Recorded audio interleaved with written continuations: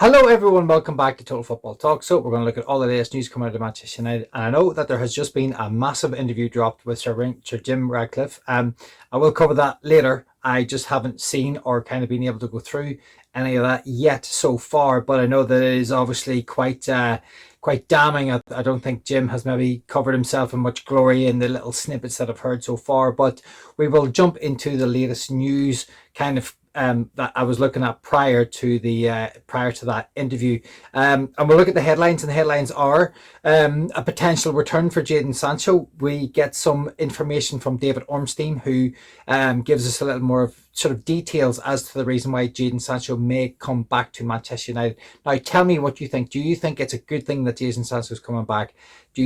Does anyone out there actually want to see him back at Manchester United? I did talk about his previous record in a show two days ago. I spoke about the sort of his lack of creativity, how he hasn't been involved in much in terms of kind of goal threat. GA, it's non-existent. But yeah, we go into some details as to how Jadon Sancho may return to Manchester United, and we will look at that. We will also look at Manchester United. There's a transfer list also presented by, I think, Fabrizio Romano, who is talking about the top sort of positions that Manchester United want to try and make or players that Manchester United, areas that Manchester United want to bring players into. So we'll look at those areas and we'll go through them, and we'll get an idea on whether you think those are the priority areas that Manchester United need to look at. There's also some breaking news that Ahmad could be back before the end of the season. How much would that help us? If that news is true, it's unbelievable. It's absolutely unbelievable if we can get Ahmad back. If we can stay in the Europa League and keep on fighting and battling our way through, going to be tough against Lyon, but if we can get through Lyon, and we can get Kobe Minu back, and we can get Minu back, and we can get Ugarte back up to speed. Not saying we're going to win it, but by God, does it give us a hell of a fighting chance to just come in, for players to come back into form and come back off the treatment table and potentially give us something to push towards the end of the season, because you also got Mason Mount, who's coming back, which is interesting. But as I said before, how long will he last? 2 games, 3 games, 30 minutes. Who knows how long the kid will come back and last in a United jersey for. So I'm not getting too carried away about that one. But as I said, with other players returning, it will give us an opportunity to hopefully strengthen the squad and move forward towards the end of the season. And with the likes of Zirkzee finding some form, and who knows, maybe Rasmus can find a little bit of form too. We could maybe have a shot at something. But the other news that was coming out was there is information as to why Quenda apparently has chosen Chelsea over Manchester United. We'll look at that. We'll also look at what Joshua Zirkzee said about Ahmad, which is interesting. And and then a little bit on what Ruben Amorim has said about how important Mason Mount could be in the future of Manchester United. So we will look at the top story, and David Ornstein confirms that the possibility that Jadon Sancho could return to Manchester United in the summer is there, although it was not in the original aim. So back in the back when this was all kind of when Jadon Sancho went to Chelsea, you can see there that it was on a conditional obligation to buy I've lost my words. It was a conditional obligation to buy. So firstly, those conditions must be met. And then, as has been reported elsewhere, Chelsea FC have decided against going through with the obligation to paying a fee. So technically, he could return to Manchester United. But that was not the aim when the parties, when they kind of embarked upon this deal.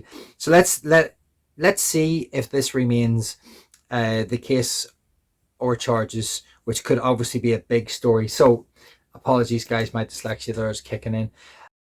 I think the aim for Chelsea was to take him on board, make him into have him progress with their team and become maybe an established star again. Unfortunately, Jadon Sancho, the freedom fighter, as he called himself, he's been labelled a freedom fighter by other people. He clearly has fallen off a cliff, and Chelsea have maybe realised that they are not keen to keep him around.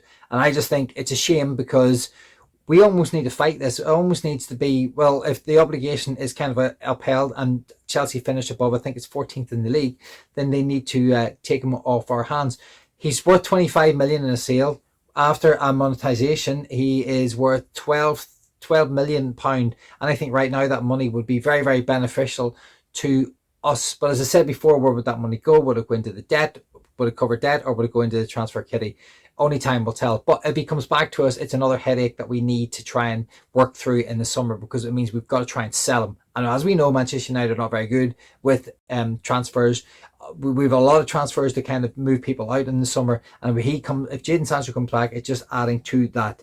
So that's the news on Jadon Sancho. Now these are the priority areas that Manchester United are apparently looking at, according to Fabrizio Romano. So you're looking at a striker, an attacking midfielder, number 10, a midfielder due to Casemiro's departure, if that actually takes place, and a centre back. Now the one thing that's glaringly obvious on this one that is not there is a right wing back. Now we know that we lost out on Quenda, and Quenda was, I think, a big part of Ruben Amorim's plan. So are we going to bring someone through from the academy, or is Ahmad going to be the one who's going to play a right wing back? So he won't be the 10, so we move Ahmad out to the right, and we bring in an attacking number 10. Who's that going to be?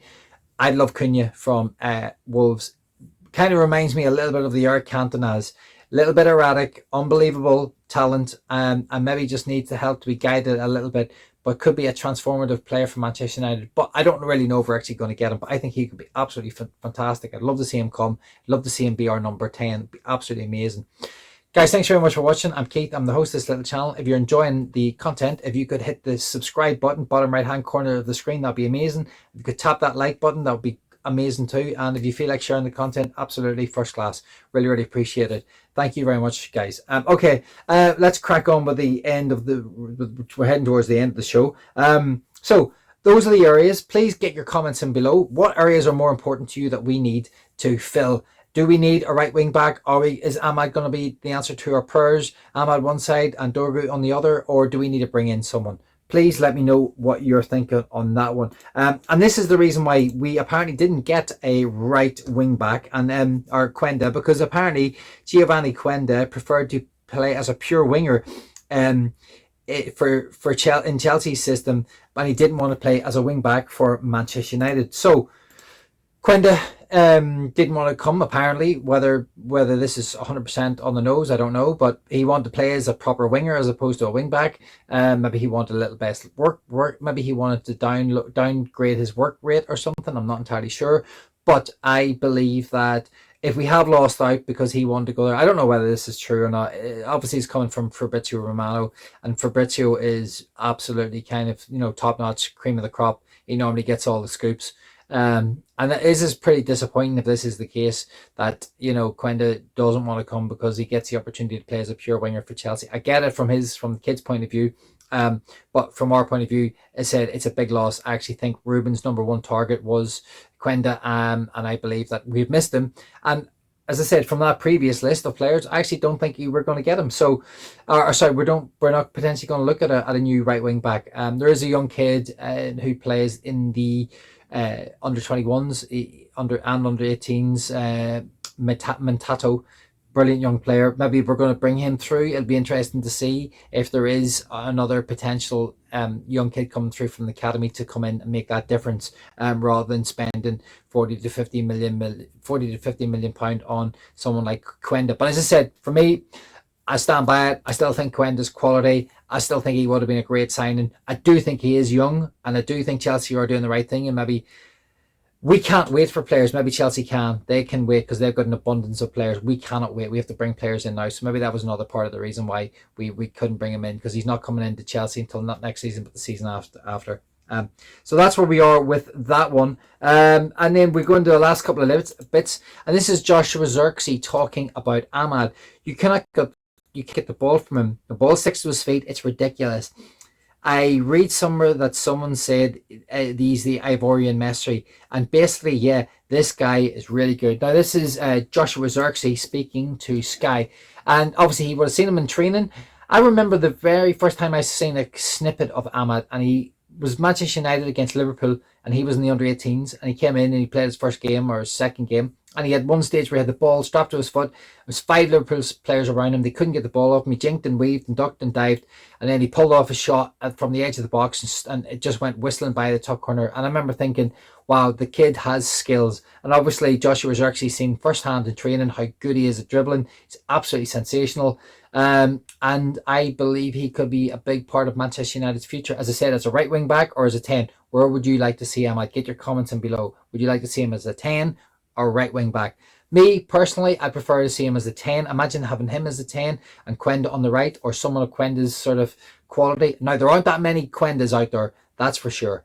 There isn't an infinite amount of brilliant footballers that can play that particular role. There's not many. So obviously we've lost out in Quenda. People have talked about Frimpong. I've had a couple of comments from in the comments below talking about Frimpong. I'd love Frimpong. It was a good shout. And I'd love to see Frimpong come into play, especially because he has a release clause, as someone has mentioned to me already. Very, very interesting. Very interesting player. Possibly Alonso could be leaving Leverkusen and going to Madrid. He could be up for grabs. He has a release clause about 36 million or so.